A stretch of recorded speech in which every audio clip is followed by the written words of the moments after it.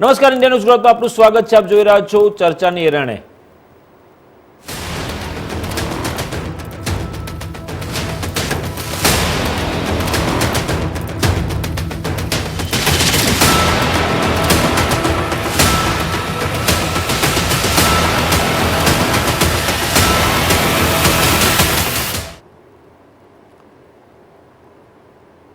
દર્શક મિત્રો, જે રીતે આપ સૌ જાણો છો કે 3 દિવસ અવિશ્વાસના પ્રસ્તાવ પર ચર્ચા થઈ અને જે રીતે ગુરુવારે સાંજે 5 ટકોરે વડાપ્રધાન નરેન્દ્ર મોદીએ અવિશ્વાસનો પ્રસ્તાવ જે વિપક્ષો દ્વારા એટલે કે I.N.D.I.A ના ગઠબંધન દ્વારા લાવવામાં આવ્યું હતું અને તેની પર ચર્ચાના અંતે વડાપ્રધાન નરેન્દ્ર મોદીએ જવાબ આપ્યો.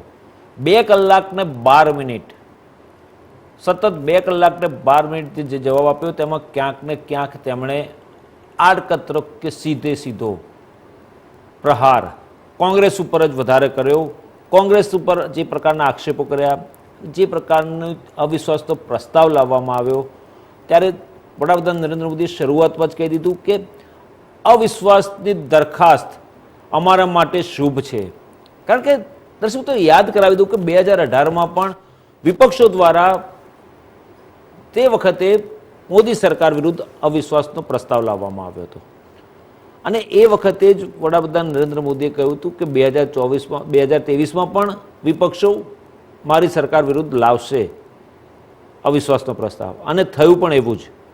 પરંતુ જે પ્રકારે 2023માં આવેલા અવિશ્વાસના પ્રસ્તાવના જવાબમાં વડાપ્રધાન નરેન્દ્ર મોદીએ હુંકાર કર્યો અને 2024 માટેનો જે રણટંકાર હતો એમનો કે 2024ની લોકસભાની ચૂંટણીમાં રેકોર્ડ બ્રેક બેઠકો સાથે ભાજપ NDAનું ગઠબંધન સત્તા પર આવશે.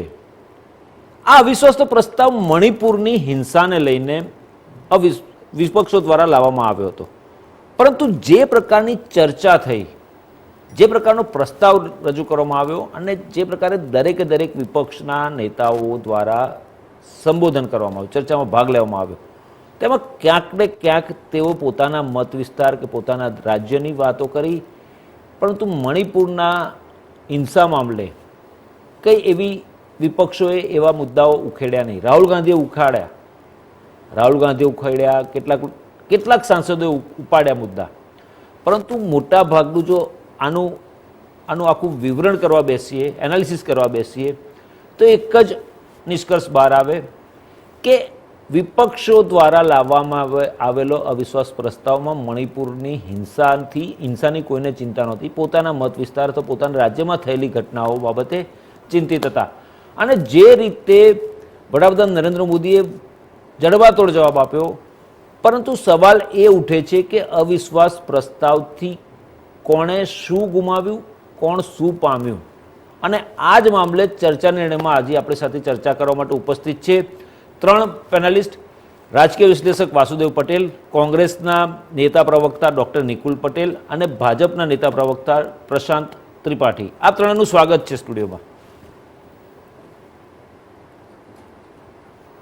તો વાસુદેવભાઈ, સૌથી પહેલો સવાલ એ તમને કરું છું કે જે પ્રકારે અવિશ્વાસનો પ્રસ્તાવ લાવવામાં આવ્યો, અવિશ્વાસના પ્રસ્તાવમાં આપ કઈ રીતે મૂલવો છો? કારણ કે જે અવિશ્વાસનો પ્રસ્તાવ હતો એમાં કોણે શું ગુમાવ્યું, કોણે શું પામ્યું, એ મોટો સવાલ ઊભો થાય છે. વિપક્ષોએ અવિશ્વાસનો પ્રસ્તાવ લાવ્યા, પરંતુ તે લોકોના ગઠબંધનમાં જ વિશ્વાસ નથી એકબીજા ઉપર, ક્યાંક એવું પણ ફલિત થઈ રહ્યું છે. અને બીજું કે બહુમતી હતી સરકાર પાસે, તેમ છતાં પણ અવિશ્વાસનો પ્રસ્તાવ લાવ્યા. તો અવિશ્વાસનો પ્રસ્તાવ લાવવો અને પછી વડાપ્રધાનનો જવાબ આપવો, અને જવાબ આપી રહ્યા હતા એના થોડા સમય પછી એટલે કે લગભગ 1.5 કલાક પછી વિપક્ષોનું વોકઆઉટ કરીને ચાલ્યા જવું, આ શું દર્શાવે છે? અવિશ્વાસના પ્રસ્તાવની જો આપણે સંપૂર્ણ ઘટનાનું વિહંગાવલોકન કરીએ, અવિશ્વાસનો પ્રસ્તાવ છે એ પ્રસ્તાવ ફક્ત સરકારને પાડી દેવા માટે જ આવતો હોય છે એવું નથી હોતું. અવિશ્વાસનો પ્રસ્તાવ છે એ સરકાર જે કામગીરી કરતી હોય એની સામે અસંતોષ હોય ને લોકસભામાં ચર્ચાઓ એ વિષય પર ન થઈ રહી હોય તો વિપક્ષો આ કરતા હોય છે, ભૂતકાળમાં પણ થયેલું છે. અને ખબર જ હોય છે કે સત્તારૂઢ છે એની પાસે બહુમતી છે ત્યારે તો એ સત્તા બનાવે છે. એટલે અવિશ્વાસનો પ્રસ્તાવ છે સરકાર પાડી દેવા માટે જ હોય છે એવું નથી હોતું. એ વાત આ વખતનો જે અવિશ્વાસનો જે પ્રસ્તાવ હતો એ પ્રસ્તાવ લાવવા પાછળનું કારણ હતું કે મણિપુર બાબતે જે રીતે રાજ્ય સરકારે અને કેન્દ્ર સરકારે કાયદો અને વ્યવસ્થા જાળવવા માટે જે કઈ એમણે બંધારણીય પગલા લેવા જોઈએ એ પગલા યોગ્ય રીતે નહીં લેવાતા આ આખી જે ઘટના છે એને એક વિકરાળ સ્વરૂપ ધારણ કર્યું અને દેશનો એક ભાગ 3 મહિના સુધી સતત સળગતો રહ્યો એવું કહીએ તો પણ ચાલે એવી સ્થિતિ થઈ. એની સામે રાજ્ય સરકારે અથવા તો કેન્દ્ર સરકારે જે પ્રમાણે એને માટે જે કઈ વાતો કરવાની હતી, જે કઈ એને માટે પગલા જાહેર કરવાના હતા અથવા તો એને માટે પોતે જે કઈ માને છે એ લોકો સમક્ષ પ્રત્યક્ષ કહેવાનું હતું એમાં ક્યાંક ને ક્યાંક છે વડાપ્રધાન છે અથવા તો કેન્દ્રની સરકાર છે ઊણી ઉતરી છે. રાજ્ય સરકારે યોગ્ય વ્યવસ્થાઓ ન જાળવી તો પણ કેન્દ્ર સરકારે એમાં યોગ્ય રોલ નથી ભજવો. આ બધું છે ઉજાગર કરવા માટે થઈને એમને અવિશ્વાસની દરખાસ્ત મૂકી કે વડાપ્રધાન બોલતા કેમ નથી. વડાપ્રધાન આમ તો બધી જગ્યાએ જાય છે, બધી જગ્યાએ ભાષણો કરે છે, અનેક વખત ચૂંટણી હોય રાજ્યમાં 10-12 વખત જાય છે, 25 રેલીઓ કરે છે અને મણિપુરમાં આટલું બધું ચાલે છે તો જતા પણ નથી, બોલતા પણ નથી, એક ટ્વીટ પણ કરતા નથી. તો એ કંઈક બોલે, કંઈક કે તો જે આ વિષય છે એ વડાપ્રધાનને બોલાવવા માટે એમને તો પહેલા માગણી કરી હતી એને ચર્ચા માટે સંસદમાં, પણ કેન્દ્ર સરકાર છે નાના સમયની માટે સહમત ની વાત કરતી હતી. આ કહેતા અમારે લાંબી ચર્ચા જોઈએ છે. અંતે પછી એમને લાંબી ચર્ચા માટે અવિશ્વાસનો પ્રસ્તાવ કર્યો અને એ પ્રસ્તાવ છે એ તો સ્વાભાવિક છે કે લેવો જ પડે, લીધો અને થયું. રહી વાત આની જે તમે જે કીધું એ કે અવિશ્વાસના પ્રસ્તાવમાં સાધારણ રીતે સરકાર સામે અવિશ્વાસનો પ્રસ્તાવ આવે છે એટલે એમાં ફક્ત મણિપુરના જ ઇસ્યુ બોલે લોકો એવું નથી બનતું હતું, કારણ કે અવિશ્વાસમાં સરકારના ઘણા બધા બીજા કામોની પણ ક્યાંક ને ક્યાંક આલોચના થતી હોય છે. પણ આ વખતનો જે મુખ્ય મુદ્દો મણિપુરનો હતો એટલે મણિપુરને ધ્યાનમાં રાખીને બધા શરૂઆતમાં જયારે શરૂઆત કરી જેને વિપક્ષના નેતાએ ત્યારે પણ એને આ જ મુદ્દા ઉપર જ વાત કરી હતી. એની વાતમાં ક્યાંય બીજા કોઈ મુદ્દાઓ હતા નહીં. એ પછી અનેક સંસદ સભ્યો જેને વિષય રાખ્યો છે મોટા ભાગના મણિપુર આસપાસ હતા. ઇવન ગૃહમંત્રીએ પણ પોતાનો જે વિષય રાખ્યો, પોતાની વાતો ઘણી કરી કારણ કે 2 કલાક ગાળ્યા એમાં, પણ એમાં મણિપુરની પણ વાત હતી. પણ વડાપ્રધાન શ્રીએ જે વાત કરી એમાં 97 મિનિટ સુધી મણિપુરનો મ ન આવ્યો. એટલે જેના માટે મુખ્ય ચર્ચાઓ હતી એ વિષયને લેવાય જ નહીં, જેને માટે થઈને એમને આટલો પરિશ્રમ કર્યો હતો અવિશ્વાસની દરખાસ્ત લાવવાનો કે મણિપુર પર વડાપ્રધાન કંઈક બોલે, તેમ છતાં એ બોલ્યા જ નહીં. એટલે એમને વોકઆઉટ કર્યો. એટલે કદાચ એવું હશે કે આ વોકઆઉટ કરે પછી હું બોલીશ અથવા તો નથી મારે બોલવું. આગળ રાહુલે ઘણા બધા સવાલ કર્યા હતા, એનો જવાબ એમને સંસદમાં આપ્યો નતો, બીજી વાતો કરી હતી. મોટા ભાગના વિશ્લેષકો એવું કહી રહ્યા છે દેશભરમાંથી કે બધા જ મોટા ભાગના જે ભાષણ હતા ગૃહમંત્રીના અને વડાપ્રધાનશ્રીના ચુનાવી ભાષણ જેવું, અને એવી રીતે બધા જે કઈ ફેવર કરે છે એ લોકો એવું કહે છે કે આમને ઉપયોગ કરી લીધો, 24ની ચૂંટણીની જાહેરાત થઈ ગઈ. એટલે આ આખો જે વિષય છે એટલે અવિશ્વાસની દરખાસ્તની ગંભીરતા વિપક્ષોએ જે શરૂઆત અને જે રીતે લીધી એટલી સત્તા પક્ષે લીધી નહીં. સત્તા પક્ષે મણિપુર એવોઇડ કરવા માંગતું હતું એવું લાગી રહ્યું છે પહેલેથી છે, કારણ કે બંને જગ્યાએ એમની સરકાર છે. એટલે જ્યાં કઈ વાંક કોનો કાઢે આમાં? વાંક સાધારણ રીતે આવા તોફાનો જે થતા હોય છે એમાં કોઈનો વાંક કાઢવાનો હોતો જ નથી. તોફાનીઓ તોફાન કરે અને પછી સરકાર છે કાયદો વ્યવસ્થા જાળવીને તોફાનોને ઠેકાણે પાડે અને એમાં જે ગુનાહિત બોલામાં પકડાય ગુનામાં એને સજા થાય. આ સિસ્ટમ છે. પણ એમાં જયારે ભેદભાવ થાય છે, જ્યારે એક સરકાર છે કોઈની ફેવર કરતી, આ દિન સુધી જોતા આવ્યા છે આપણે 1952-53 થી જ્યારથી સરકારો બનવાની ચાલુ થઈ છે ત્યારથી તંત્ર છે એ કોકનું ફેવર કરતું રહ્યું છે એવું અત્યાર સુધીના અનુભવોમાં આવી રહ્યું છે. પછી એ ભાષાની આંદોલન હોય કે પછી એ જ્ઞાતિનું આંદોલન હોય, જાતિનું આંદોલન હોય, પણ તંત્ર ક્યાંક ને ક્યાંક પોતાના વોટની ગણતરી કરી અને એમાં ભેદભાવ કરતું હોય છે ત્યારે આ વધે છે. એટલે મણિપુરના જે તોફાનો લાંબો ચાલ્યા એમાં તંત્રનો જે વ્યવહાર છે એ વ્યવહારમાં ક્યાંક ને ક્યાંક ખામીઓ હશે એવી પણ એક સંભાવના છે. એટલે કુલ મળીને એ વિશ્લેષણમાં એટલે વોકઆઉટ કર્યો અને પછી મણિપુર માટે 2 મિનિટ માટે બોલ્યા, જેમ 26 સેકન્ડ માટે બોલ્યા હતા. પણ મૂળ વાત એવી છે કે મણિપુર માટે અથવા તો દેશનો કોઈ ભાગ જ્યારે સળગતો હોય ત્યારે આપણે એમાં નહીં પડવું જોઈએ કે એ ભાગમાં પહેલા શું થયું હતું. આપણે સરકાર બનાવી છે, આપણી સરકારની ફરજમાં આવે છે કે આપણે ત્યાં અત્યારે કયા સ્ટેપ લેવા ને યોગ્ય સ્ટેપ લેવાય. તો હું નથી માનતો કે કોઈ જાણકાર વ્યક્તિ અથવા તો કોઈ જે વ્યવસ્થાઓને જાણે છે એવા લોકો એમ કે આ ખોટું થઈ એવું બનતું જ નથી હોતું. પણ તંત્ર આવું કરી જ નથી શકતું. આ ભારતની કમનસીબી રહી છે. તંત્ર હંમેશા કોઈ એક જગ્યાએ ફેવર કરતું છે. અને ઘણી વખત તો શું થાય, આપણે ગુજરાતમાં જોયું હતું કે ગુજરાતમાં જયારે 2002 ના તોફાનો થયા ત્યારે લોકોએ એવું માની લીધું હતું નહોતું એ તો ખબર નથી કોઈને, પણ આપણી સરકાર આવી છે એટલે જે જગ્યાએ 200-500 લોકોને ભેગા કરવા હોય તો દેવાના પાણી મોભે ચડાવવા પડે તો 50-50 હજારના ટોળા થઈ જતા હતા. કારણ શું કે લોકોને એવું લાગી ગયું હતું. એમ જ્યારે આવી સ્થિતિ પેદા થાય, મણિપુરમાં પણ કંઈક આવી સ્થિતિ પેદા થઈ છે જેમાં લોકોના એટલા મોટા ટોળા નીકળ્યા કે વ્યવસ્થા જાળવવા વાળાની કેપેસિટીથી બહાર હોય એવી પણ સ્થિતિ બની હશે એવું મને લાગે છે. એટલે કુલ મળીને વ્યવસ્થા જાળવવામાં કદાચ 1-2 દિવસ ગડબડ થાય, પણ એનો કંટ્રોલ કરવા માટે જે પ્રામાણિકતા દાખવવી જોઈએ કે નહીં દાખવી હોય એવું વિપક્ષો માની રહ્યા છે. અને મણિપુરની મુલાકાત, કારણ મણિપુર તો 75 દિવસ તો અંધારામાં જ રહ્યું. વિડીયો આવ્યા પછી મણિપુર દેશમાં ચાલ્યું ને આગળ વધ્યું.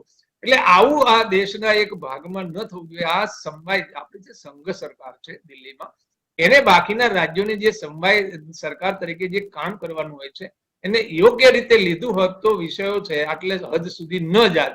આમાં તો શું થાય છે કે કડવાશ ઉભી થાય છે એકબીજા પ્રત્યે. જે પ્રમાણે ચાલી રહ્યું છે અત્યારે, જે છેલ્લા 10-12-15 વર્ષથી ચાલે છે એવું રાજનીતિમાં પહેલા ક્યારેય નહોતું કે જેમાં વિચારભેદ મનભેદ હોઈ શકે, મતભેદ હોઈ શકે, પણ મનભેદ ક્યારેય જોવામાં આવ્યા નહોતા. હમણાં પરિસ્થિતિ જેને કહેવાય ને કે દેશ લોકશાહી માટે ખૂબ પ્રતિકૂળતાઓ તરફ જઈ રહી છે. અને જ્યારથી આ વિષય જે છે કે જ્યારથી વિપક્ષો ભેગા થવાના ચાલુ થયા છે ત્યારથી આ વિષયો વધારે જોરશોરથી ચાલી રહ્યા છે. એટલે અવિશ્વાસની દરખાસ્તને કારણે કડવાશો પણ બહાર આવી છે, પણ અવિશ્વાસના દરખાસ્તનો યોગ્ય ઉપયોગ થાય અને ઘણો બધો ઉપયોગ થયો પણ છે. આજે ધીમે ધીમે મણિપુર જે શાંત થઈ રહ્યું છે એમાં દેશમાં જે વિષયો ગયા, જે ડેવલપમેન્ટ થયું એને કારણે ત્યાં તોફાનો જલ્દી શાંત થવાની પેલી પણ થઈ છે. એટલે દરેક વસ્તુમાં લાભ નુકસાન ચોક્કસ હોય છે, પણ આપણે તો સરવૈયામાં લાભ વધારે રહેતો હોય એ દિશામાં પ્રવૃત્તિ થાય લોકશાહીમાં આવશે. પ્રસ્તાવ પરની ચર્ચા વડાપ્રધાન નરેન્દ્ર મોદીના વિગતવાર સંબોધન સાથે સમાપ્ત થઈ ગઈ અને પરિણામ અપેક્ષા મુજબનું જ આવ્યું.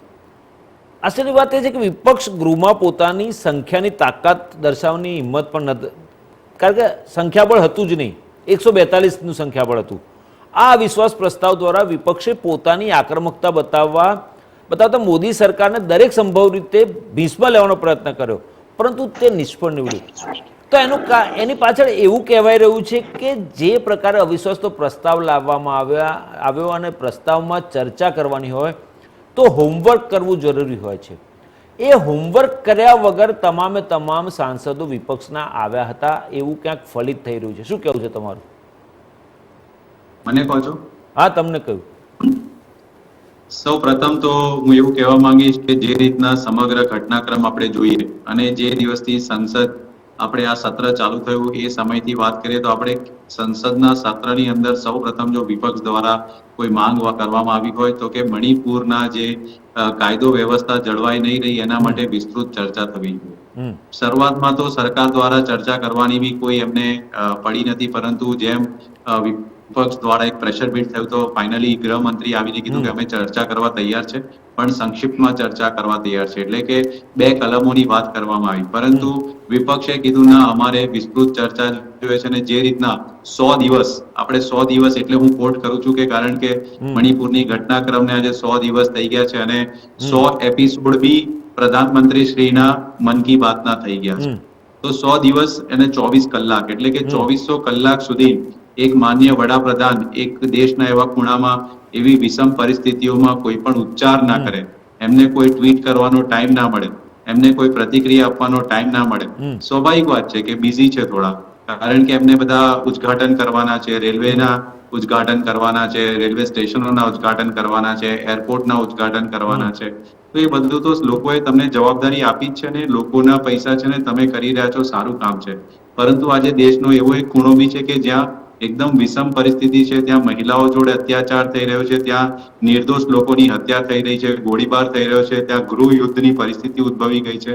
એવી વિષમ પરિસ્થિતિઓને ખાસ કરીને જે દિવસથી સોશિયલ મીડિયામાં મહિલાના જોડેનો અત્યાચારનો વિડીયો આવ્યો છે, ત્યારથી આપણે સૌ બધા જ મણિપુર વિશે ચર્ચા કરી રહ્યા છે, પરંતુ પ્રધાનમંત્રી શ્રીને ટાઈમ નથી મણિપુર વિશે ચર્ચા કરવાનો. બરાબર. આના અંતમાં છેલ્લે જ્યારે અમારી પાસે કોઈ એવો ઉપાય નહીં રહ્યો, તો જે રીતના શું કહેવાય કે નો કોન્ફિડન્સ મોશન, એ ડેફિનેટલી એ દેશની અંદર ચાલતી સરકારના સામે જે કોઈ બી અવિશ્વાસનો પ્રસ્તાવ ત્યારે જ આવે કે જ્યારે કોઈ ઘટના પર સરકાર તૈયાર ન હોય ચર્ચા કરવા માટે. અને આપણે જોયું કે ભાઈ અવિશ્વાસનો પ્રસ્તાવની પ્રક્રિયામાં કે 50 સાંસદોનું સંખ્યાબળ તમને સમર્થન કરે તો તમારે એની ચર્ચા રાખવી પડે. તો સંવિધાનના તહેત આ સરકારની ફરજ પડી છે, અને એના લીધે જ આજે 2 દિવસના જે ચર્ચા થઈ એની અંદર આપણે જોયું કે અલગ અલગ લોકોએ પોતાની પ્રતિક્રિયા આપી, અને જે અમે વિપક્ષ તરીકે જે અવિશ્વાસનો પ્રસ્તાવ લાવ્યો એની અંદર બી અમે મણિપુરને મેઇન મુદ્દો બનાવીને જે ચર્ચા કરી, એમાં સરકારની નિષ્ફળતાઓ એટલે દેખાઈ, કારણ કે પ્રધાનમંત્રી આવ્યા તો ખરા, પરંતુ પોતાના 2 કલાકના વક્તવ્યમાં જે પ્રમાણે જે લોકો જાણવા માંગતા હતા કે શું થઈ રહ્યું છે દેશની અંદર, પરંતુ પ્રધાનમંત્રીને વિપક્ષની ચિંતા હતી, પ્રધાનમંત્રીને શું કહેવાય કે રાહુલ ગાંધીજીની ચિંતા હતી, પ્રધાનમંત્રી શ્રીને પરિવારવાદની ચિંતા હતી, પ્રધાનમંત્રી શ્રીને શું કહેવાય કે ભ્રષ્ટાચારની તો વાત જ છોડી દો, મોંઘવારીની વાત નથી, ભ્રષ્ટાચારની વાત નથી, બેરોજગારીની વાત નહીં. સમગ્ર ઘટના અને સમગ્ર આપણે જો પ્રધાનમંત્રીને વક્તવ્યની વાત કરીએ તો મારા ખ્યાલથી એમણે પ્રધાનમંત્રી તરીકેનું ગૌરવવંતા જે સ્પીચ હોવી જોઈએ એવી કદાચ આજે છાજે નહીં એવી તેમની સ્પીચ હતી, કારણ કે હંમેશા પ્રચારના જ મોડમાં હોય છે, અને 140 કરોડની જનતા આજે પ્રધાનમંત્રી પાસે જાણવા માંગતી હતી સંસદના ફ્લોર ઉપર. નિકુલભાઈ, પણ મારો સવાલ એ છે, મારો સવાલ એ છે, જે રીત હું એક પતાવી દઉં, જે રીતના આપણો વિપક્ષનો એક જ મુદ્દો હતો કે પ્રધાનમંત્રી પ્રતિક્રિયા આપે ને એમાં જે સફળતા મળી, સંખ્યાબળનો કોઈ પ્રશ્ન ઉદ્ભવતો નથી, કારણ કે આપણને ખબર છે કે હાલની લોકસભાના જે આંકડાઓ છે એની અંદર ભારતીય જનતા પાર્ટી સંપૂર્ણ બહુમત સાથે છે, અને બ્રુટલ ડેમોક્રેસીના નામ પર જે રીતનો વહીવટ ચાલી રહ્યો છે આપણે સૌ જોઈએ છે. અને અમારો જે વિચાર હતો કે અમારો જે શું કે લોકો સમક્ષ જે પ્રધાનમંત્રી શ્રીનો ચહેરો લાવવાનો જે અમારો અભિગમ હતો એ અમે સફળ થયા છે, કારણ કે પ્રધાનમંત્રીને દેશના લોકોની કેટલી ચિંતા છે એ આમના વક્તવ્ય પરથી સ્પષ્ટ થયું. પરંતુ નિકુલભાઈ, સવાલ મારો એ છે કે વિપક્ષના નેતાઓ ચલો મણિપુરની બાબતને રજૂ કરી, વિપક્ષો કહે છે, તમે પણ કહી રહ્યા છો, અહેવાલો પણ કહી રહ્યા છે કે રજૂ કરી, પરંતુ તથ્યો અને દલીલથી સજ્જ નહોતું. એ વસ્તુઓ જે હોવી જોઈએ, તથ્યતા હોવી જોઈએ, વાસ્તવિકતા હોવી જોઈએ, અને દલીલો જે હોવી જોઈએ એ પ્રકારનું પ્રેઝન્ટેશન નહોતું, અને એને કારણે જે પ્રકારનો પ્રહાર થયો, વડાપ્રધાનના સંબોધનમાં જે પ્રકારના પ્રહારો થયા એ આના કારણસર થયા છે એવું ક્યાંક લાગી રહ્યું છે. શું કહેવું છે એ બાબતે? ના, આપણે જો સમગ્ર લોકસભાના પ્રોસિડિંગ્સ જોઈએ તો દરેક સાંસદે મણિપુર પર વિશેષ ભાર આપીને, ખાસ કરીને ત્યાંના રિહેબિલિટેશન કેમ્પની અંદર જે એક્ટિવિટી ચાલી રહી છે, ત્યાંના મહિલાઓની શું દશા છે, ત્યાંના લોકોની શું દશા છે, ત્યાં કેટલા જ દરરોજના દરરોજ FIR નોંધાઈ રહ્યા છે, અને આખા દેશની અંદર આજે મણિપુર એક એવું રાજ્ય છે કે જ્યાં દિવસના સૌથી વધારે FIR નોંધાઈ રહ્યા છે. અને આજે ડબલ એન્જિનની સરકાર હોવા છતાં બી આજે દેશનો એક એવો ખૂણો છે કે જ્યાં પરિસ્થિતિ ખૂબ વિષમ છે, તો સરકારની પ્રાથમિકતા બને છે ને એનું ધ્યાન દોરવાનું અમે સંસદમાં જ નહીં, પરંતુ આપને ખ્યાલ હોય તો છેલ્લા 2-3 મહિનાથી ખાસ કરીને શું કહેવાય કે મહિલાની જોડે જે અત્યાચારનો વિડીયો જે સોશિયલ મીડિયામાં વાયરલ થયો છે, ત્યાર પછી જોશો તો ઘણા સાંસદ, 15 સાંસદ સભ્યોનું એક પ્રતિનિધિ મંડળ બી મણિપુર ગયું હતું. ઓલ ઇન્ડિયા કોંગ્રેસ કમિટી દ્વારા ત્યાંના બધા જ નેતાઓનું એક જોઈન્ટ પ્રેસ કોન્ફરન્સ બી કરવામાં આવ્યું હતું. અમે પ્રેસિડેન્ટને અમે ત્યાંની જે સ્થિતિ છે એના વિશે બી આવેદનપત્ર આપ્યું હતું, પરંતુ સરકારશ્રી તરફથી કોઈ પણ જાતના પ્રતિક્રિયા કે કોઈ પણ જાતના ડેવલપમેન્ટ કાં તો કોઈ પણ જાતના ત્યાં શાંતિ સ્થપાય એના માટેના કાર્યવાહી થયા હશે, પરંતુ જે માત્રામાં થવા જોઈએ એ દેખાયા નહીં અને મણિપુરની પરિસ્થિતિ વિષમ થતી ગઈ. અને આજે આપણે જોયું કે ત્યાં હાલની તારીખે બી પરિસ્થિતિ એટલી ગંભીર છે કે ગૃહ યુદ્ધ જેવી પરિસ્થિતિ છે અને બે કુકી અને મેતેઈ જાતિઓ જે છે સામે આવીને પોતાના બંકરો બનાવીને આજે એકબીજાના જીવના હુમલા કરી રહ્યા છે એ સુધીની પરિસ્થિતિ ઉદ્ભવી ગઈ છે. એટલે કે પ્રધાનમંત્રી પાસે યુક્રેન અને રશિયાની મધ્યસ્થી કરવાનો સમય છે, પરંતુ આપણા દેશની એક એવી જગ્યા છે કે જ્યાં તેમને માટે પ્રતિક્રિયા આપવાની બી એમને સારું યોગ્ય નથી લાગ્યું. તો આજે સમગ્ર ઘટનાની અંદર જોઈએ તો પ્રધાનમંત્રી ફક્ત ને ફક્ત પ્રચારના મોડમાં જ હોય છે એવું પ્રસ્થાપિત થયું છે. બીજું કે અમને ખબર છે કે પ્રધાનમંત્રીનું સક્ષમતા સારું છે, તો એ કદાચ એમના બિઝી શેડ્યુલમાં એક મણિપુર આંટો મારે અને ત્યાંના લોકોની જોડે જો વાત કરશે તો અમને વિશ્વાસ છે કે ત્યાંની જે પરિસ્થિતિ આજે કથળી ગઈ છે અને ડબલ એન્જિનની સરકાર હોવા છતાં બી છેલ્લા 3-4 મહિનાથી કાયદો વ્યવસ્થાની જે જોગવાઈઓમાં તકલીફો થઈ રહી છે એ કદાચ સારી થાય એના માટે જ અમે આ અવિશ્વાસનો પ્રસ્તાવ લાવ્યા હતા. ચોક્કસ. પ્રશાંતભાઈ, તમારી પાસે આવું, ઘણો લાંબો સમય થઈ ગયો પહેલા બે પેનલિસ્ટ સાથે ચર્ચા કરવામાં. તમારી પાસે આવું, વડાપ્રધાન નરેન્દ્ર મોદીનું સંબોધન, વડાપ્રધાન નરેન્દ્ર મોદીને ગૃહમાં જવાબ આપવો પડે એ માટે અવિશ્વાસનો પ્રસ્તાવ વિપક્ષો દ્વારા લાવવામાં આવ્યો, એ જગ જાહેર વાત છે કે બોલવા માટે મજબૂર થાય વડાપ્રધાન બોલ્યા 2 કલાક 12 મિનિટ, પરંતુ આ જે સમયગાળો 2 કલાક 12 મિનિટ છે એમાં વધુમાં વધુ ગણીને જો એનું એનાલિસિસ કરવા બેસીએ અલગ અલગ મુદ્દાઓનું દરેકનું, તો મણિપુર હિંસા મામલે જે અવિશ્વાસનો પ્રસ્તાવ હતો, વડાપ્રધાન નરેન્દ્ર મોદી 4 કે 4.5 મિનિટ બોલ્યા, પરંતુ એમણે ચોક્કસ અને ચોખ્ખી વાત કરી કે એમણે સ્વીકારી આ વાત કે મણિપુરમાં હિંસા થઈ છે, એ ન થવી જોઈતી હતી અને કંટ્રોલમાં નથી આવી, એ વાત સ્વીકારી સરકારે, વડાપ્રધાને સ્વીકારી. આ મામલે તમામ પક્ષો સાથે બેસીને નિષ્કર્ષ લાવવા માટેનો પ્રયાસ કરીશું અને આગામી સમયમાં શાંતિ સ્થપાશે એવી વાત પણ કરી. તો મણિપુર હિંસાના વિરોધમાં જે પ્રકારના અવિશ્વાસનો પ્રસ્તાવ હતો, તો એના જવાબ, એના માટેની વાત કરવી જોઈતી હતી વડાપ્રધાને વધારે સમય. એના બદલે કોંગ્રેસના સમયમાં જે થયું હતું એ ઘટનાઓનો ઉલ્લેખ કરવો, વિપક્ષની ગઠબંધનની ઉપરના પ્રહારો કરવા, આ કેટલું યોગ્ય લાગે છે?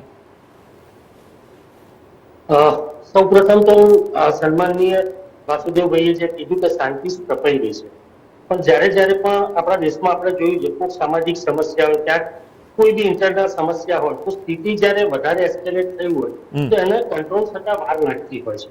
આપે જેમ આપના કોર્ટ પ્રમાણે કહું તો વડાપ્રધાનશ્રીએ પણ સકારાત્મક રીતે નિખાલસતાથી સ્વીકાર્યું કે હા, હજુ સ્થિતિ કંટ્રોલમાં નથી આવી. રહી વાત મણિપુરની, આજે આનંદ થાય છે કે આજ કોંગ્રેસ પાર્ટી જ્યારે વર્ષો સુધી આ ઉત્તર પૂર્વ રાજ્યોની સામે નથી, આવી સમસ્યા મિઝોરમમાં પણ હતી, પણ આજે જે રિહેબિલિટેશન શાંતિ સ્થાપવાની કોંગ્રેસ વાત કરે છે, આવી જ અશાંતિ કાશ્મીરી પંડિતો માટે પણ હતી. આવી જ અશાંતિ મહિનાઓ સુધી મેં ને તમે અમદાવાદમાં ને ગુજરાતમાં કરફ્યુ જોયેલું છે. ત્યારે આ કોંગ્રેસને કેવું, જેમ આજનો આપણો વિષય છે ને ભાગેડુ વિપક્ષ, કોંગ્રેસને ખાલી સત્તામાં જ ભાગ જોઈએ, સત્તામાં ભાગ, સમાજમાં ભાગલા અને સમસ્યા સમાધાન અને સત્ય, આ ત્રણેયથી ભાગવું, આ કોંગ્રેસનું ચરિત્ર છે. ગઈકાલે માનનીય વડાપ્રધાન શ્રી મણિપુર અને વધુ એક પ્રશાંતભાઈ 1 મિનિટ રોકું તમને, 1 મિનિટ રોકું. તમે કોંગ્રેસ અને વિપક્ષનું ભાગવાની વાત ઉપર ગયો, એમાં એક વસ્તુ પણ ઉમેરી શકાય મારા મતે, નિકુલભાઈ સાંભળજો, મારા મતે એક વસ્તુ પણ ઉમેરી શકાય, વડાપ્રધાન નરેન્દ્ર મોદીનું સંબોધન પૂરેપૂરું સાંભળ્યા પહેલા ભાગવું, એ પણ ઉમેરો થઈ શકે ને હવે તો? હા, તો એના માટેની મારી પ્રતિક્રિયા હું આપું. જી હા, 24 કલાક ગુણ્યા 100 દિવસ એટલે કે 2400 કલાક, અને ત્યાર પછી સંસદના સભ્યના સત્રના 2 કલાક એટલે કે 2402 કલાક સુધી વડાપ્રધાનની કોઈ પ્રતિક્રિયા ના આવવાથી જો સંવેદનશીલતા અને સંયમતાનો જે અંત આવ્યો છે, જેના વિરોધના ભાગરૂપે પ્રધાનમંત્રીશ્રીને ખ્યાલ આવે કે હવે મારે મણિપુર પર બોલવું પડશે, તો એ આટલા સમય સુધી પ્રતિક્રિયા નથી આપી, ત્યારે અમારે નો કોન્ફિડન્સ મોશન લાવવો પડ્યો. સંસદના 2 દિવસ બગડ્યા અને એ 2 દિવસ બગડવા માટે જો કોઈ બી મોટા પાયે જો જવાબદાર હોય તો માનનીય વડાપ્રધાન છે. મારે પહેલો જવાબ એમનો એ જોઈએ છે કે 2400 કલાક સુધી પ્રધાનમંત્રીએ કોઈ પ્રતિક્રિયા કેમ ના આપી અને આજે સંસદના આટલા બધા દિવસો બગડ્યા, 2 દિવસ બીજા બગડ્યા, તો એના માટે પહેલા પોતે જવાબ આપે કે પ્રધાનમંત્રી જવાબદાર છે કે નહીં, પછી તમે અમારા પર આંગળી ચીંધો. હંમેશા કોંગ્રેસને ટાર્ગેટ કરીને કોંગ્રેસના ખોટા પરસેપ્શન બનાવી અને લોકોની વચ્ચે ખોટી વાતો ઊભી કરીને જે તમે છબી ખરડવાનો પ્રયત્ન કરો છો ને, અમે નહીં સાખી લઈએ. સૌથી પહેલા દેશના 2400 કલાક સુધી પ્રધાનમંત્રીએ પ્રતિક્રિયા નથી આપી, કેમ નથી આપી એનો જવાબ આપો. ચોક્કસ. પ્રશાંતભાઈ, શું કહેવું તમારું? પરસેપ્શન બનાવવાનું કામ કોંગ્રેસનું છે. ગઈકાલે માનનીય વડાપ્રધાન એ જ સમજાવવા માંગતા હતા, 1949 પછી મણિપુર અથવા ત્યાંના જે ઉત્તર પૂર્વના રાજ્યોની જે સમસ્યા છે બધાની જનની કોંગ્રેસ જ છે. ઇવન આ દેશની જે કઈ 1000 સમસ્યા છે ને, આ 1000 સમસ્યાની જનની કોંગ્રેસ છે. અને જો કોંગ્રેસ એમ માનતી હોય કે આ જે સરકાર જેને 30 વર્ષે આ દેશની જનતા જનાર્દને 30 વર્ષે સ્થિર સરકાર સતત 2 ટર્મ અને પ્રચંડ બહુમતી ચૂંટી છે, એ શું કોંગ્રેસના એજન્ડાથી કામ કરશે? કોંગ્રેસ જયારે કે ત્યારે વડાપ્રધાન પ્રતિક્રિયા આપશે અને વડાપ્રધાન શ્રી એમની પ્રતિક્રિયા એમની એક્શનમાં આપી રહ્યા છે. ત્યારે જયારે મણિપુરમાં સંપૂર્ણ નહીં પણ મહદઅંશે આજે મણિપુર શાંત થઈ ગયું છે, તેનું જનજીવન ધીમે ધીમે, પણ કોંગ્રેસને આમાં રસ જ નથી સાહેબ. કોંગ્રેસને એમાં જ રસ છે જયારે કોઈ વસ્તુનું સમાધાન આવતું હોય ત્યારે એમાં ફરી જેમ એ કહેતા હતા કે કેરોસીન છાંટવી. અરે આ દેશમાં કેરોસીન તો કોંગ્રેસે કેરોસીનના કુવાઓ ખોદેલા છે. અમે તો ઠંડુ પાણી નાખવાનું કામ કરીએ છીએ, પણ આ કોંગ્રેસને પાણી કેરોસીન એટલા માટે લાગે છે કારણ કે એમની લંકા સળગી ગઈ, એ 400 માંથી 40 થઈ ગયા અને હજુ તો સકારાત્મક અભિયાન નહીં રાખે. આ દેશના માનનીય વડાપ્રધાન જેમને દેશની જનતાએ આટલી પ્રચંડ બહુમતીથી 300 ઉપરની સીટો આપી હોય, એ દેશના વડાપ્રધાન જો સંસદમાં સ્વીકારતા હોય કે ના અમે ક્યાંક ચૂક કરી છે, અમે હજુ સંપૂર્ણ સફળ નથી, જો આ પ્રધાનમંત્રી આવું કહી શકતા હોય અને 10-10 દિવસ સાહેબ અઠવાડિયાથી ભારતીય જનતા પાર્ટીના એનડીએ અને કેન્દ્ર સરકાર આ લોકોને આમંત્રણ આપતી હતી. આ 2400 કલાક બગાડવાની વાત કરે છે, આવા કેટલાય 2400 કલાકો આ દેશની સમસ્યામાં બગડ્યા, ત્યારે ભારતીય જનતા પાર્ટીએ ક્યારેય કોંગ્રેસની સરકારો તરફ નકારાત્મક અભિગમ નથી રાખ્યો. એ ખાલિસ્તાનની સમસ્યા હોય, એલટીટીઈની સમસ્યા હોય કે કાશ્મીરમાં આતંકવાદની સમસ્યા હોય, અમારા કોંગ્રેસની જેમ ડબલ સ્ટાન્ડર્ડ ક્યારે નથી હોતા કે બંગાળની બેટી આપણી બેટી નહીં, મણિપુરની બેટી આપણી બેટી, રાજસ્થાનની બેટી આપણી બેટી નહીં. તેમ જવાબ માંગો ને, એમ ચર્ચા કરો જ્યાં તમારી સરકાર છે. છત્તીસગઢમાં કેટલી હત્યાઓ થાય છે, પશ્ચિમ બંગાળમાં કેટલી હત્યાઓ થાય છે. ભારતીય જનતા પાર્ટીની નીતિ, નિયત, નિર્ધાર અને નૈતિકતા અને નરેન્દ્ર મોદી બધા ન ભેગા મળી પ્રજાની સેવા કરવાનું અમને 24માં ફરી મોકો મળવાનો છે. અને આ બધી સમસ્યાઓ, હજુ હું કહું છું કે આ બધી સમસ્યાઓની જનની કોંગ્રેસ છે. સૌ પ્રથમ આ દેશની પ્રજાને બતાવવું પડશે કે આ સમસ્યાઓની મૂળમાં શું છે અને પછી એનું સમાધાન શોધીએ છીએ. કોંગ્રેસ જો એમ ઈચ્છતી હોય કે એના એજન્ડા મુજબ આ સરકાર કામ કરશે, કોઈ સરકાર કામ નહીં કરે. હવે તમે સત્તાથી દૂર છો, હજુ દૂર રહેવાના છો. દરેક વસ્તુમાં વડાપ્રધાન ઉપર કે ભારતીય જનતા પાર્ટી પર આરોપ ના મૂકો. આ દેશની સમસ્યા આપણા સૌની સમસ્યા છે. પણ હું ડોક્ટર સાહેબનો એક આભાર માનવા માનીશ કે અમે જે કોટ કર્યું કે આપણા વડાપ્રધાન શ્રી સક્ષમ છે, તો ખૂબ ખૂબ ધન્યવાદ સાહેબ. એમનો વિશ્વાસ આપણા પ્રધાનમંત્રી પર છે અને આવી રીતે તમારી કેન્દ્રીય નેતાગીરી પર વિશ્વાસ મૂકે. અને હું કહું છું કોઈ પણ સામાજિક સમસ્યાઓ, રાજનૈતિક મતભેદો એની જગ્યાએ છે, આપણે જે ચર્ચા કરીએ કરો, પણ એ ચર્ચામાંથી પ્રજા ઉપયોગી, સમાજ ઉપયોગી કે નિષ્કર્ષ નીકળે. હું કહું છું આજે મણિપુરમાં અશાંતિ છે, કાલે ઉઠીને ક્યાંક રાજસ્થાનમાં હોય, ગુજરાતમાં હોય, પણ છેવટે ભારતના ભૂભાગ છે, આપણા ભારતના સોવેરિન સ્ટેટ છે, આપણી ભારતની પ્રજા રીબાય છે. તો આ બધા માટે એક એમાઇટેબલ સોલ્યુશન કેવી રીતે આવી શકે, સમાધાનકારી રસ્તો કેવી રીતે નીકળે? રાજકારણ કરવાના તો બીજા 1000 મુદ્દાઓ છે. ચોક્કસ. તો મારી એટલી જ વિનંતી. ચોક્કસ. જી નિકુલભાઈ, તમે કંઈ કહેતા હતા, પરંતુ એક સવાલ તમને કરી દઉં પહેલા, પછી તમારે જે રિએક્શન આપવું છે, પ્રતિક્રિયા આપવી છે પ્રશાંતભાઈના સ્ટેટમેન્ટ ઉપર, એ આપજો. જ્યારે મણિપુરના હિંસા મામલે અવિશ્વાસનો પ્રસ્તાવ તો ચર્ચા થઈ ને પછી અમિત શાહે પરમ દિવસે એટલે કે બુધવારે જવાબ આપ્યો, ત્યારે તેમણે સ્પષ્ટ કહ્યું હતું કે ભૂતકાળમાં રાજ્યમાં થયેલી એટલે કે મણિપુરમાં થયેલી જાતીય હિંસા અને તત્કાલીન રાજ્ય અને કેન્દ્ર સરકારોના ડગમગતા વલણને પણ ખૂબ જ વિગતવાર તેમણે સમજાવ્યું હતું એ વખતે. આ ઉપરાંત તેમણે છેલ્લા કેટલાક વર્ષોમાં મણિપુર સહિત સમગ્ર ઉત્તર પૂર્વ ભારતમાં કેવી રીતે વિકાસ કાર્યો થયા છે એની વાત કરી. વડાપ્રધાન નરેન્દ્ર મોદીએ વિસ્તારથી વધુ સરસ રીતે અસરકારક રીતે સમજાવ્યું અને વાત કરી, અને એ પછી પણ વોકઆઉટ કરી જવું એ ક્યાંક એવું ફલિત થાય છે કે ભૂતકાળમાં જે જાતીય હિંસા થઈ, કોંગ્રેસની શાસન હતું રાજ્યમાં અને કેન્દ્રમાં, એ કાબૂમાં લઈ શક્યું નહોતું ને એને કારણે જ આજે પરિસ્થિતિ જે ત્યાં વણસી છે બદથી બદતર કહેવાય.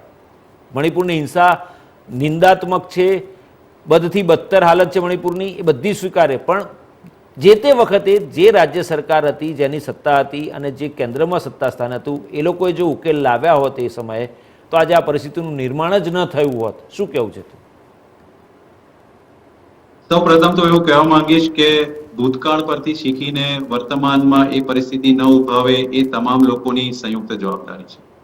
શું આપણે એવું કહીશું કે કાંધારનું પ્લેન જે નેપાળથી હાઈજેક થયું હતું અને જે રીતના મારા ખ્યાલથી ભારતીય જનતા પાર્ટીની સરકારના 2-3 મંત્રીઓ પેલા એક ભાઈને છોડવા માટે ત્યાં સુધી ગયા હતા, તો આતંકવાદ ખતમ કરવાની એમની પ્રાથમિક જવાબદારી નથી હોતી?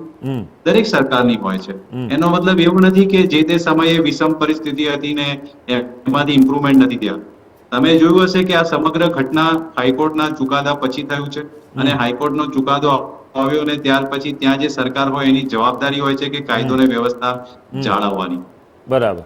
હંમેશા ભારતીય જનતા પાર્ટી દ્વારા કોંગ્રેસને જે રીતના ટાર્ગેટ કરીને પોતાની રાજનીતિ કરવાની જે સૌથી વધારે આવડત છે ને, એને હવે હું એવું કહીશ કે એ પોતે બી પ્રધાનમંત્રીને હું કે આપણા તરફથી, અને હું કહીશ કે વડાપ્રધાન આપણા સૌના છે. તમે તો એમ જ કહો છો કે અમારા છે, અમે તો કહે છે અમારા બી છે. મને કહેવું પડશે એમને ફરીથી કે અમે જયારે અમારા બંધારણીય જોગવાઈમાં જે વડાપ્રધાન છે એને અમે સક્ષમ કહેવા જ પડે, કારણ કે લોકતાંત્રિક રીતે ચૂંટાયેલા પ્રતિનિધિ છે ને એમની જવાબદારી છે. એટલે જ અમે એમની પાસે અપેક્ષા રાખીએ છીએ કે એ બોલે કંઈક. આપણા દેશના સર્વોચ્ચ વ્યક્તિ છે અને એ નથી બોલતા, એટલે અમને વિપક્ષ તરીકે અમારી જવાબદારી બને છે કે અમારે લોકોનું ધ્યાન દોરવું કે આજે જે રીતના પરિસ્થિતિ દેશમાં છે, હું તો કહું છું કે દરેક વસ્તુની ચર્ચા થવી જોઈએ. હું તો કહું છું ઉત્તર પ્રદેશની બી ચર્ચા થવી જોઈએ, મધ્યપ્રદેશની બી ચર્ચા થવી જોઈએ, મહારાષ્ટ્રની બી ચર્ચા થવી જોઈએ. અને તમે મારા ભારતીય જનતા પાર્ટીના મિત્રને હું કહીશ કે આંકડાઓ શોધી લો. મહિલાઓ જોડે સૌથી વધારે ગેંગ રેપ વિથ મર્ડરના કેસીસ જો રજીસ્ટર્ડ હોય ને તો આ 3 રાજ્યમાં છે. એટલે હું એમ નથી કહેતો કે ત્યાં પરિસ્થિતિ કાબુમાં નથી લઈ શકાતી, કે કોંગ્રેસના લીધે નહીં થઈ શકતું, કે ભૂતકાળની પરિસ્થિતિ આવી હતી. હું એટલું જ કહેવા માંગુ છું કે હાલ આપણે શું કરી શકીએ છીએ. વર્તમાન પરિસ્થિતિની અંદર જે રીતના મણિપુરની સમગ્ર ઘટનાક્રમ બહાર આવી રહ્યો છે, અને આપણે શું કહેવાય કે એને જો કાબુમાં ના લાવી શકતા હોય તો સૌથી પ્રથમ જો કોઈ જવાબદારી હોય તો ત્યાંની સરકારની છે, સ્થાનિક સરકારની, ફેડરલ સ્ટ્રક્ચરમાં. ત્યાંની સરકારની નિષ્ફળતા નિર્ણય તો ગૃહમંત્રી તરીકે બીજો દાયિત્વ અમિત શાહનો છે, અને જો અમિત શાહ પણ જો એને સક્ષમતાપૂર્વક ન કરી શકે તો વડાપ્રધાને ઇન્ટરવીન કરીને ત્યાં શાંતિ સ્થાપવાની જવાબદારી નથી એમની? શું કોંગ્રેસની જવાબદારી છે? લોકોએ સત્તા તમને આપી છે એટલે લોકો સવાલ તમને પૂછે છે. લોકોએ પ્રધાનમંત્રી નરેન્દ્ર મોદીને બનાવ્યા છે એટલે લોકો નરેન્દ્ર મોદીને સવાલ પૂછે છે.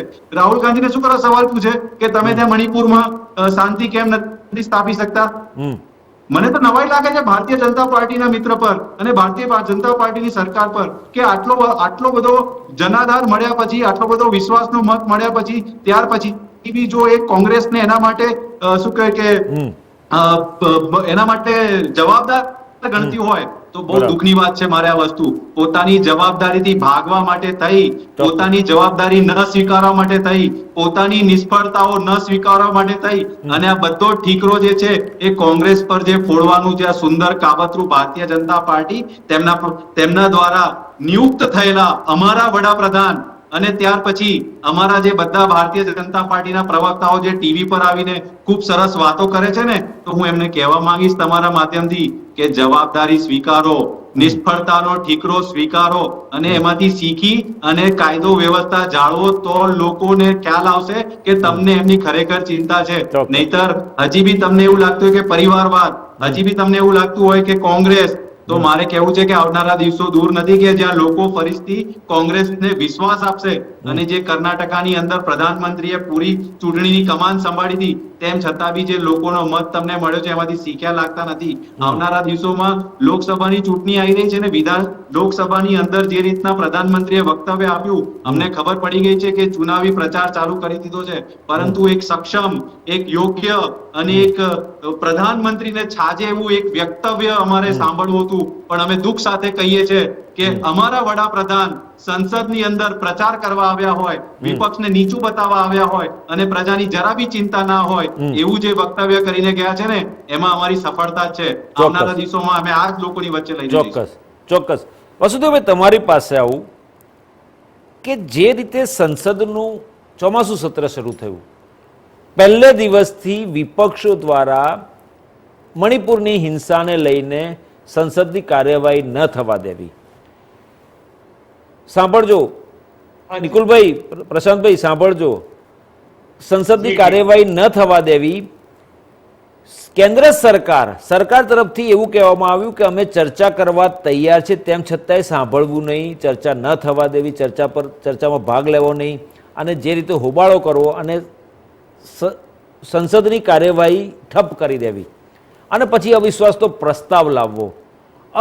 પ્રસ્તાવ લાવવો અને એમાં પણ હોમવર્ક વગર જવું અને વડાપ્રધાન નરેન્દ્ર મોદીનો જવાબ આવે અને શરૂ થાય અને થોડા સમય પછી ચાલ્યા જવું.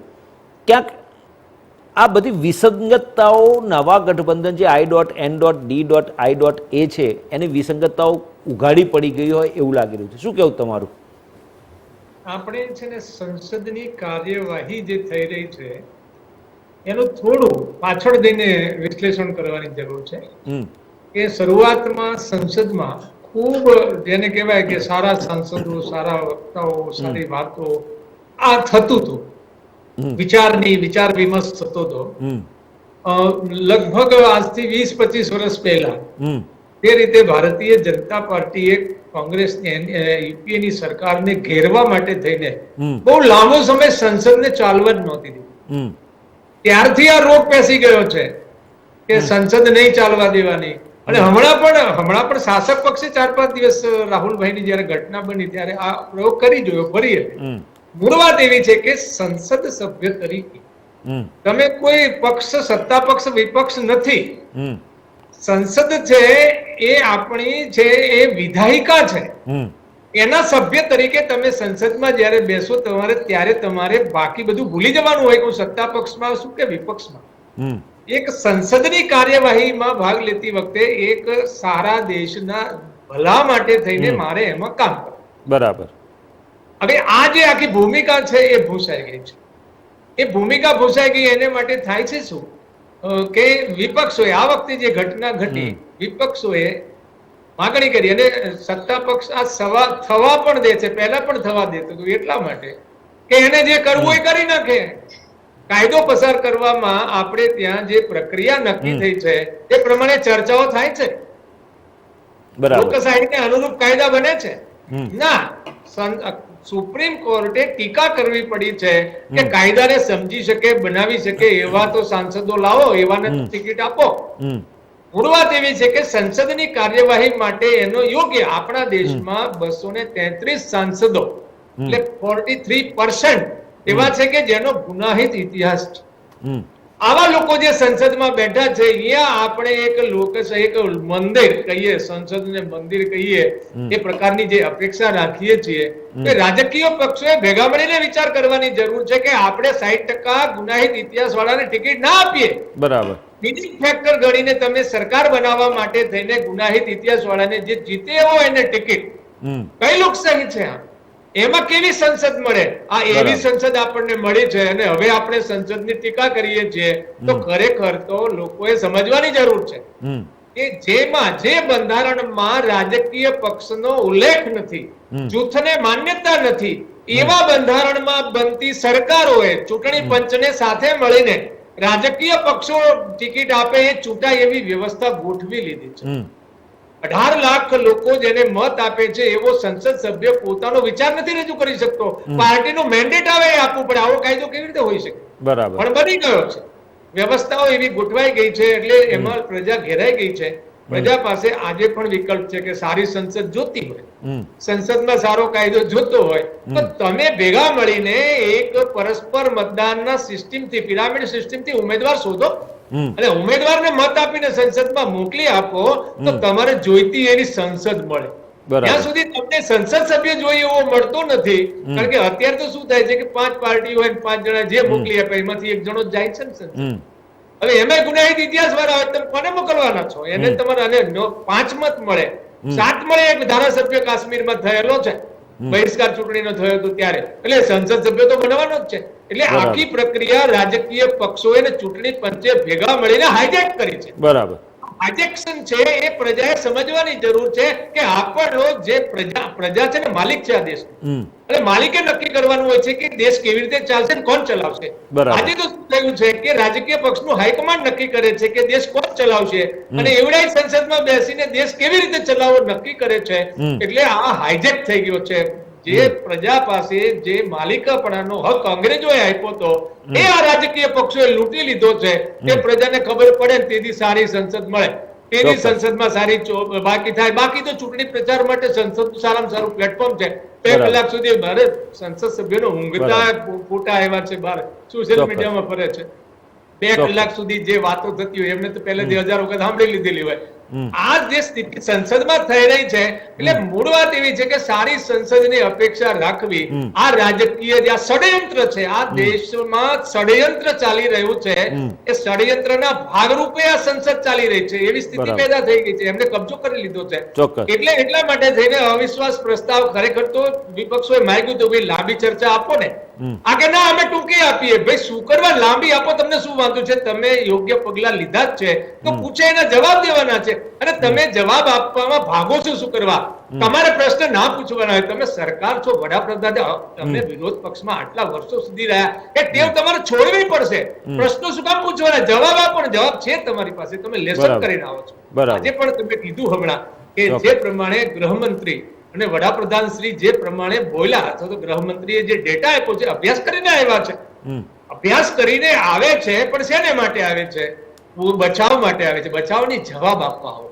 જે દિવસે ચૂંટાયેલી સરકારો જવાબ આપશે, વિપક્ષો પ્રશ્નો પૂછશે, કોઈ પણ નાગરિક પ્રશ્ન પૂછે એનો જવાબ આપશે, ત્યારે યોગ્ય સરકારો ગણાશે. શું કામ ભાગો છો? તમે કહો છો કે અમે કરીએ છીએ, પણ દેખાય પણ છે નથી થતું. કારણ કે સરકારમાં આજે 90 લાખ કરોડ રૂપિયા વર્ષે દેશમાં ખર્ચાય છે. 90 લાખ કરોડ રૂપિયા. કલ્પના કરો એટલા બજેટ બને છે તો કંઈક તો થવાનું છે, થાય છે. તો જે થયેલું નું વર્ણન કરો, તમે જવાબ આપો. જવાબથી ભાગો શું કરવા? જરૂર જ નથી ભાગવાની. પણ ખબર નથી કે આ આખું જે તંત્ર ચાલી રહ્યું છે એમાંથી ફરી 5 વર્ષે સરકાર બનાવવાની ચિંતા પહેલા દિવસથી ચાલુ થઈ જાય છે. અને કે પણ છે કે 24/7 અમે તો સ્ટેન્ડ ટુ જ હોઈએ છીએ. જરૂર નથી એવી. જરૂર છે તમે કામોથી પણ 50% મેળવો, 50% પ્રચારથી મેળવો તો થઈ શકે એમ છે. તમે બીજા વિકલ્પો ઉપર વિચાર કરો તો યોગ્ય લોકશાહી મળે. હવે હમણાં જે કાયદો રાજ્યસભામાં જે મુકાયો છે, ચૂંટણી પંચના આયુક્તને લઈને આ દેશમાં પહેલા ગડબડો હતી, ફરિયાદો નહોતી. ચૂંટણી પંચના આયુક્તની નિમણૂક પહેલા વડાપ્રધાન જ કરતા હતા, ત્યારે ફરિયાદ નહોતી કોઈની. પણ હવે જ્યારે આ વિષય ઉજાગર થયો છે, ચૂંટણી પંચ બાયસ ચાલે છે એવું સામાન્ય નાગરિક માનતો ચાલી રહ્યો છે. ઈવીએમ માં ગડબડ થઈ શકે છે, આખી દુનિયા કહે છે, ટેકનિશિયનો કહે છે, ચૂંટણી પંચ ના પાડે છે. તો એના આયુક્તની નિમણૂકમાં કાયદો જે બનાવવાનો હતો આઝાદ થયા પછી તરત જ 70 વર્ષ સુધી એક પણ રાજકીય પક્ષે બનાવ્યો નથી. આજે જયારે બનાવવાનું કીધું ત્યારે જેવી રીતે અત્યારે નિમણૂક થાય છે એ જ પદ્ધતિથી ફરી નિમણૂક કરવાનો કાયદો બનાવે છે, જેની સામે લોકોનો વિરોધ છે, એની વિપક્ષોનો વિરોધ છે. સુપ્રીમ કોર્ટે જજમેન્ટ આપ્યું કે જ્યાં સુધી કાયદો નથી બનાવતા ત્યાં સુધી 3 જણાની કમિટી રહે, વડાપ્રધાન રહે, વિપક્ષ રહે અને સીજીઆઈ રહે. એની જગ્યાએ સીજીઆઈ કાઢીને એમના કેબિનેટનો એક મંત્રી મૂકી દીધો, એટલે તો એકનો એક જ થયો ને. તો ક્યાં લોકશાહી ક્યાં રહે? એ રીતે સુપ્રીમ જે ન્યાયાધીશોની જે નિમણૂક થાય છે કોલેજિયન સિસ્ટમથી, એવી કોઈ એક સારી સિસ્ટમ શોધી પાડે જેથી કરીને ખરા અર્થમાં નિષ્પક્ષ ચૂંટણી પંચ આવી શકે એવો પ્રયત્ન કરવાને બદલે સરકારને વફાદાર ચૂંટણી પંચનું તંત્ર ચાલે એ પ્રકારના કાયદા બની રહ્યા છે. એટલે લોકશાહીની દિશામાં આઝાદ થયા ને એ પછી 20 વર્ષ સુધી સરસ મજાની લોકશાહી દેશમાં હતી. ચોક્કસ. સાહેબ દિવસે ને દિવસે લોકશાહી છે ખતમ થઈ રહી છે. ચોક્કસ. લોકશાહી એક નહીં બધા લોકો લોકશાહીની બરાબર. દિશામાં સ્ટેપ જ નથી લીધા. Right. શા માટે તમે Right. અત્યાર સુધી સારો કાયદો ન બનાવી લીધો કે ચોક્કસ. ચૂંટણી જેમ ન્યાયાધીશોની નિમણૂક થાય છે કોલેજિયમ બરાબર. એવી રીતે આમની નિમણૂક થાય. કોલેજિયમ સિસ્ટમ ઉગાડી નાખવાનો પ્રયત્ન થઈ રહ્યો છે. આ પ્રયત્ન દુનિયામાં ઇઝરાયલને ઘણા બધાએ કરવાનો ચાલુ કર્યો બરાબર. છે કારણ કે બધાને ડિક્ટેટર બનવું છે. ચોક્કસ. દુનિયાના દેશોમાં પણ આ પ્રયોગ થઈ રહ્યા છે, આપણે પણ થઈ રહ્યા છે. દેશના લોકોએ જાગવાની બરાબર. જરૂર છે કે આ દેશમાં ભલે તમે પક્ષો સાથે જોડાઓ, પક્ષોની જય જય કરો, વાંધો નથી, પણ તમારી લોકશાહી ખતરામાં જઈ રહી છે એને માટે પણ વિચાર કરો. એને બરાબર. બચાવવાનો આજે આપણા મતદાતાઓના હાથમાં છે. જાતે ઉમેદવાર પસંદ કરીને સારો ચોક્કસ. સંસદ સભ્યો મોકલીને સારામાં સારી લોકશાહીની વ્યવસ્થાઓ ગોઠવી લો એક વખત, પછી જે ચૂંટાઈને જશે ચોક્કસ. એક વખત તો મતદાતાઓ ચોક્કસ. જાગવું જ પડશે અને ચોક્કસ. જાગીને યોગ્ય એમએલએ એમપી મોકલી અને ચોક્કસ. જે કંઈ ચેપ્ટર 4 આપણું જે છે બંધારણનું એમાં જે કંઈ આપવાનું કીધું છે એ બધા કાયદા બનાવી લેવડાવવાની ચોક્કસ. જરૂર છે. તો આ દેશને સુખી થવામાં બિલકુલ વાર નહીં ચોક્કસ. લાગે, નહીતર ફસાયેલા છીએ. અને આવી જ સંસદ આપણને જોવા મળશે ને આવા જ અવિશ્વાસના દરખાસ્ત ચોક્કસ. આવશે ને આવી જ રજૂઆત થાય છે ને આવા જ વોકઆઉટ થશે. એમાં બે ચોક્કસ ચોક્કસ. પ્રશાંતભાઈ, તમારી પાસે આવું, વડાપ્રધાન નરેન્દ્ર મોદીનું સંબોધન, ગૃહમંત્રી અમિત શાહનું પણ સંબોધન ચર્ચા દરમિયાન, અને જે મુદ્દો છે ચર્ચવાનો એની જગ્યાએ કેન્દ્ર સરકારે કરેલી કામગીરીની રૂપરેખા આપવી, એ તો દરેકે દરેક રાજકીય કાર્યક્રમ કે સરકારી કાર્યક્રમો છે એમાં સરકારે કરેલી સિદ્ધિઓની ગાથા તો કહેવામાં આવતી જ હોય છે. પરંતુ જે મુદ્દા પર વિપક્ષો દ્વારા શરૂઆતથી જ જે માંગણી કરવામાં આવતી હતી એ મુદ્દાની જ વાત બહુ ઓછી ટૂંકીને ટચ કરવામાં આવે અને જે પ્રકારે આખી વસ્તુને ડાયવર્ટ કરવામાં આવે, આનાથી શું ફાયદો થાય? આનાથી કોઈને કશો ફાયદો થયો ખરો? સૌ પ્રથમ તો કોંગ્રેસે જ આની શરૂઆત કરી. જ્યારથી આ મણિપુર ઇસ્યુ હતો એને અવિશ્વાસ દરખાસ્ત લાવવાનું તો ઓછી જ નહોતું. અમિતભાઈ શાહે અથવા માનનીય વડાપ્રધાને કે માનનીય ગૃહમંત્રી અમિતભાઈ આ સંબોધન એટલા માટે કરવામાં આવે કે અવિશ્વાસ દરખાસ્ત જો શબ્દ આવે અરે ભાઈ, નો કોન્ફિડન્સ શેના માટે નો કોન્ફિડન્સ? જો સામે વિપક્ષો એમને પોતાના અંદર કોન્ફિડન્સ જાળવવા માટે અથવા છે કે નહીં એકબીજા માટે કોન્ફિડન્સ એમનો ફ્લોર ટેસ્ટ કરવા માટે તમે આખા દેશની આટલી મોટી સંસદમાં આટલી મોટી જવાબદાર સરકારની સામે નો કોન્ફિડન્સ કેમ લાવવાનો? તો એનો જવાબ તો એ રીતે જ આપવો પડે ને. બરાબર. તમે એમ કહો છો કે વડાપ્રધાને મણિપુરનો મ ના બોલ્યા, જે વિપક્ષો કહે છે, તમે એટલે વિપક્ષો પણ મણિપુરના મના કેટલા પ્રશ્ન વિપક્ષો કર્યા આ વિશ્વાસ દરખાસ્તમાં? મણિપુરની કેટલી ચિંતા કરી? કોઈ નેતાએ એમ પૂછ્યું કે ત્યાં તમે કેટલા ફોર્સ ડિપ્લોય કરી, ત્યાં અત્યાર સુધી કેટલા લોકોની હત્યા થઈ, તમે શું પગલા ભર્યા? આવી કોઈ વાત હતી? આ કેવળ 2024 ની આજે 26 ભેગા થયા છે અને એમાં 26 માં એક તો એવા છે મહાશય કે 3 દિવસ પહેલા તમિલનાડુના એક મંત્રી શ્રી એવું કીધું કે ભાઈ ભારત જોડો મારે કઈ લેવા દેવું, અને એમના રાહુલ ગાંધી સંસદમાં ભારત માતાના ટુકડા થયા. આવી બધી વાતો કરવામાં જ એમને રસ છે. તો જો ખરેખર કોંગ્રેસમાં નૈતિકતા હોય તો ડીએમકે ને આ તમારા આઈએનડીઆઈએ માંથી કાઢો, એલાયન્સ માંથી. તો જ્યારે શરૂઆત જ એ લોકો એવી કરી કે સરકારે આવા જવાબ આપવા પડે. આ વિશ્વાસ સરકારની સામે નહોતો, આ વિશ્વાસ પ્રજાની સામે હતો. એ પ્રજાની સામે કે જેને સતત 2 ટર્મ સુધી માનનીય નરેન્દ્રભાઈની સરકારને ભારતીય જનતા પાર્ટી પર વિશ્વાસ મૂકી આજે વિકાસના કાર્યો જોયેલા છે. અને સન્માનનીય વાસુદેવભાઈએ બહુ સરસ વાત કરી.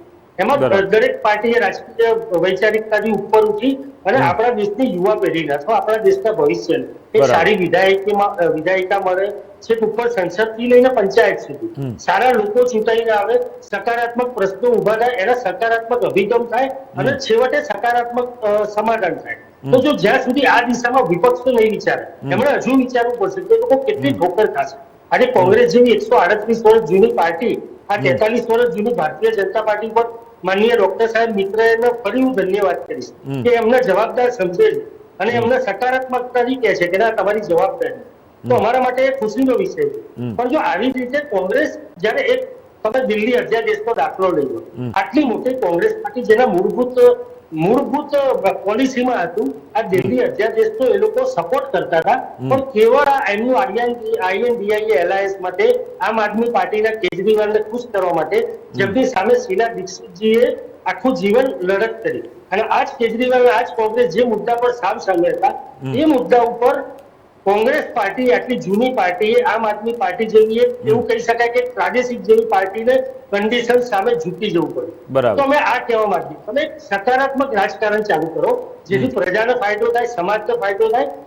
અને તમે જુઓ કોંગ્રેસે આજ દિન સુધી એ સત્તામાં ના હોય ત્યારે કોઈ બી સકારાત્મક અથવા દેશના કોઈ બી ઉમંગ, ઉત્સાહ કે ઉલ્લાસની વાતમાં ક્યારેય સકારાત્મક અભિગમ નથી કર્યો. ચોક્કસ. ત્યાં સુધી કે સરકારનો વિરોધ કરતા કરતા, ભાજપનો વિરોધ કરતા કરતા, મોદીનો વિરોધ કરતા કરતા આ દેશની સેનાનો વિરોધ કરવા માટે, આ દેશની સેનાની જોડે સાબિતી માંગવા માટે આજ કોંગ્રેસ જો મણિપુર માટે અથવા દેશની કોઈ સમસ્યા માટે આટલી બૂમાબૂમ કરે ને આજ કોંગ્રેસે જો ચંદ્રયાનની સફળતા માટે અથવા સર્જિકલ સ્ટ્રાઇક માટે વૈચારિક મતભેદોથી ઉપર ઉઠી, પાર્ટીની વિચારધારાથી ઉપર ઉઠી આ દેશની સેનાની, વાયુસેનાની, થલ સેનાની અને જલ સેનાનો જો આભાર માન્યો હોત અને અભિનંદન આપ્યા હોત તો અમે માનત કે આ કોંગ્રેસ સકારાત્મક રાજનીતિમાં માને છે. બરાબર, ચોક્કસ.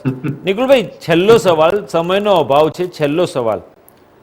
અવિશ્વાસના પ્રસ્તાવ પછી વડાપ્રધાન નરેન્દ્ર મોદીનો જવાબ અને જે અવિશ્વાસના પ્રસ્તાવમાં પણ જે પ્રકારનું જોવા મળ્યા ચિત્રો, દ્રશ્યો જોવા મળ્યા, તો જે પ્રકારે I.N.D.I.A આ ગઠબંધન છે એનું ભવિષ્ય શું હવે?